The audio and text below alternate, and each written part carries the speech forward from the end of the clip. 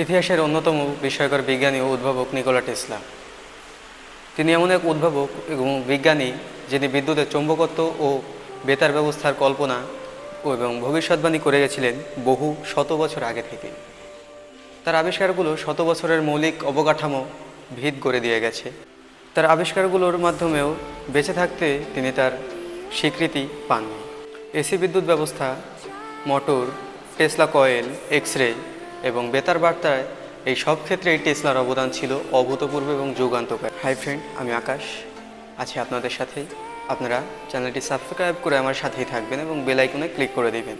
তো চলুন কথা না বাড়িয়ে শুরু করা যাক। চলে যাচ্ছি মূল পর্বে। সাইবেরিয়ার এক প্রান্ত গ্রামে জন্ম নিয়েও তিনি বিজ্ঞানের গুরুত্ব রেখেছিলেন অসামান্য এবং অভূতপূর্ব। একসময় বিজ্ঞানী থমাস এডিসন, যিনি বাল্ব আবিষ্কারের অন্যতম ধারক এবং বাহক, তার আন্ডারে কাজ করেছিলেন 6 মাস। তার সহকারী হিসেবে কাজ করেছিলেন 6 মাস। এর ভিতরে অনেক কাহিনী আছে, অনেক লুকানো কথা আছে এবং অনেক প্রতিদ্বন্দ্বিতামূলক ব্যাপার স্যাপার আছে।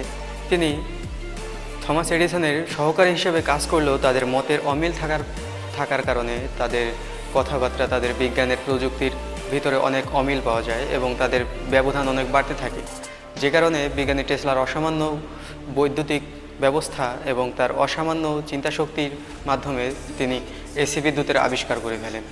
এসি বিদ্যুৎ আর ডিসি বিদ্যুৎ।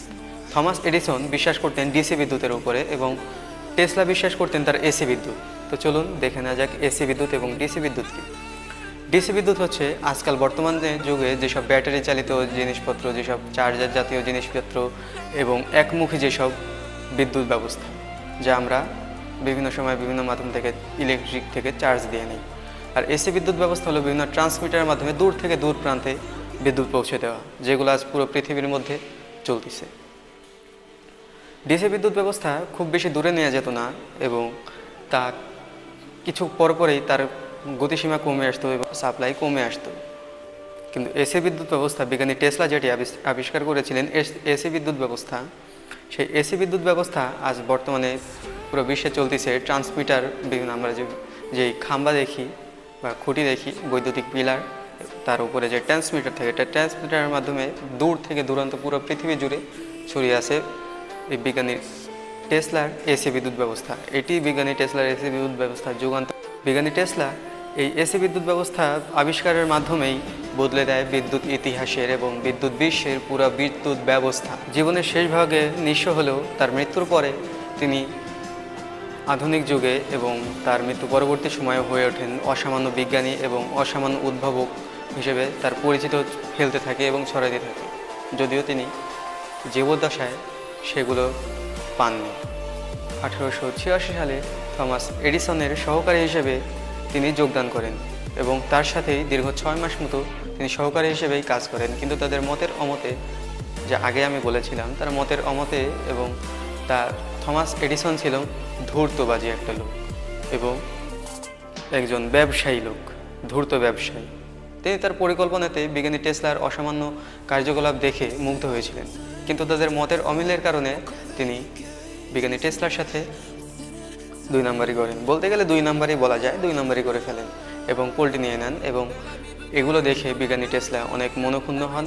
পরবর্তীতে 6 মাস কাজ করার পরেই তার সাথে তাদের আলাদা হয়ে যায়, তিনি সেপারেট। বিজ্ঞানী টেসলা পরিকল্পনা করেন একটা বাল্ব কোম্পানি দেওয়ার। তো তিনি তার নতুন ব্যবসা বাল্ব কোম্পানি শুরু করলেও সেটা বেশি একটা ফালাইতে পারে নাই, বা বলতে গেলে বেশি একটা চলে নাই, যা কয়েক বছর পরেই তার ডাউনফল শুরু হয়ে যায়। 1899 সালে বিজ্ঞানী টেসলা কলোরাডো স্প্রিং গবেষণা কেন্দ্র তৈরি করেন। তিনি তার গবেষণা কেন্দ্রে ম্যাগনিফাইং ট্রান্সমিটার, তারবিহীন বিদ্যুৎ বেতার গবেষণা কেন্দ্র তৈরি করেন। তিনি এমন কিছু আবিষ্কার করতে চান যা তার ছাড়াই বিভিন্ন জায়গাতে বিশ্বের এ প্রান্ত থেকে ও প্রান্তে বিদ্যুৎ পৌঁছে দিতে সক্ষম হবে, যা বর্তমানে বেতার কেন্দ্র ব্যবস্থার মূলনীতি। তিনি ধীরে ধীরে এমন গবেষণা চালাতে থাকেন এবং এমন উদ্ভাবনী আবিষ্কার করেন, তার উদ্ভাবনের ফলে এবং তার একটা পরীক্ষার মাধ্যমে, তার পরীক্ষা সফল হওয়ার মাধ্যমে পুরো বিশ্বে আলোচনা সৃষ্টি হতে থাকে। আমেরিকার ম্যানহাটনে তিনি তার গবেষণা কেন্দ্রে মোটর, জেনারেটর, গবেষণাগার এবং বিভিন্ন জিনিসপাতি আবিষ্কার করতেই থাকেন, একের পর এক আবিষ্কার করতেই থাকবেন এবং আবিষ্কার চালাতেই থাকেন।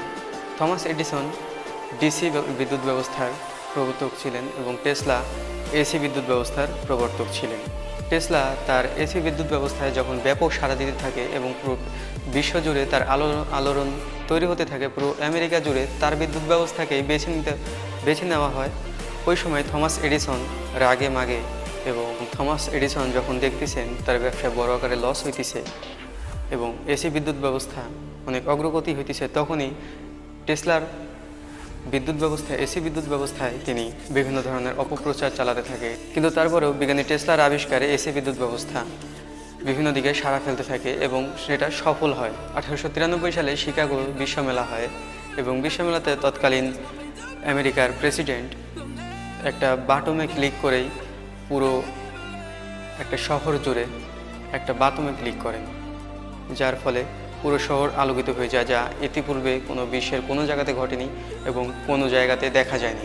এই অভূতপূর্ব আলো দেখে তার টেসলার উদ্ভাবনের স্বীকৃতি সবাই দিতে থাকে এবং সবাই তার এসি বিদ্যুৎ ব্যবস্থা গ্রহণ করতে থাকে। এখনকার এই উদ্ভাবনী এবং এসি বিদ্যুৎ ব্যবস্থার ব্যাপক প্রসারণা দেখে তৎকালীন আমেরিকার প্রেসিডেন্ট টেসলার হাতে নায়াগ্রা জলপ্রপাতের জলবিদ্যুৎ ব্যবস্থা তুলে দেন এবং এই বিশাল কর্মকাজ তার হাতে তুলে দেন যাতে সে তার মনোনিবেশ সেখানে করতে পারে। টেসলা তার অসামান্য দৃষ্টিশক্তি, চিন্তাশক্তি এবং উদ্ভাবনী ব্যবস্থা দিয়ে নায়াগ্রা জলপ্রপাত থেকে বিশ্বের সর্বপ্রথম জলবিদ্যুৎ ব্যবস্থা আবিষ্কার করেন, যা বর্তমানেও তার এই আবিষ্কারের এবং উদ্ভাবনীর কার্যকলাপ দেখে পুরো বিশ্ব জলবিদ্যুৎ ব্যবস্থা চলে আসছে এখন পর্যন্ত। এই জলবিদ্যুৎ ব্যবস্থার পরেই বিজ্ঞানী টেসলা রেডিও তরঙ্গ এবং টেসলা কয়েল আবিষ্কারে মনোনিবেশ করেন। একটা সময় তিনি তার ল্যাবে এগুলো নিয়ে গবেষণা করতেছিলেন এবং তার তরঙ্গ থেকে বজ্রপাতের মতো স্ফুলিঙ্গ ফুটত। একদিন রাতে একটি গবেষণার মাধ্যমে তার শহরাঞ্চলে পুরো বিদ্যুৎ ব্যবস্থা বন্ধ করা হয়ে যায় এবং তার আশপাশের যত লাইট আছে সব অন্ধকারে ঢেকে যায়। তিনি তার তরঙ্গ রশ্মির মাধ্যমে এবং বৈদ্যুতিক তরঙ্গের মাধ্যমে এমন একটি তরঙ্গ আবিষ্কার করেন যা তিনি এলিয়েনের তরঙ্গ হিসেবে, এলিয়েনের কোনো বার্তা হিসেবে ভুল ধারণা পোষণ করেছিলেন। বিজ্ঞানী টেসলা তিনি তার অসামান্য চিন্তাশক্তি এবং উদ্ভাবনা শক্তি থেকে চেয়েছিলেন যেন পুরো বিশ্বের এমাথা থেকে ওমাথা কোনো তার ছাড়াই বিদ্যুৎ পৌঁছানো যায় এবং এরই মাধ্যমে মানব জীবনের এক যুগান্তকারী ব্যবস্থা চালু করা যায়। এই সূত্রপাতে তিনি 200 ফুট উঁচু একটা টাওয়ার আবিষ্কার করেন, যা তিনি উদ্ভাবন করেন এবং তৈরি করেন। রন্টগেন প্রথম এক্স রে আবিষ্কারের মাধ্যমে তার পরিচিত লাভ করান, কিন্তু এই রন্টগেনের আগেও বিজ্ঞানী টেসলা তার ল্যাবে বসে তার স্ক্রুক্স টিউব দিয়ে প্রথম তিনি তার হাতের এক্সরে এবং হাতের পেশির এক্স রে আবিষ্কার করেন এবং উদ্ভাবনা করেন, যা তখন একটি আলোড়ন সৃষ্টি করে।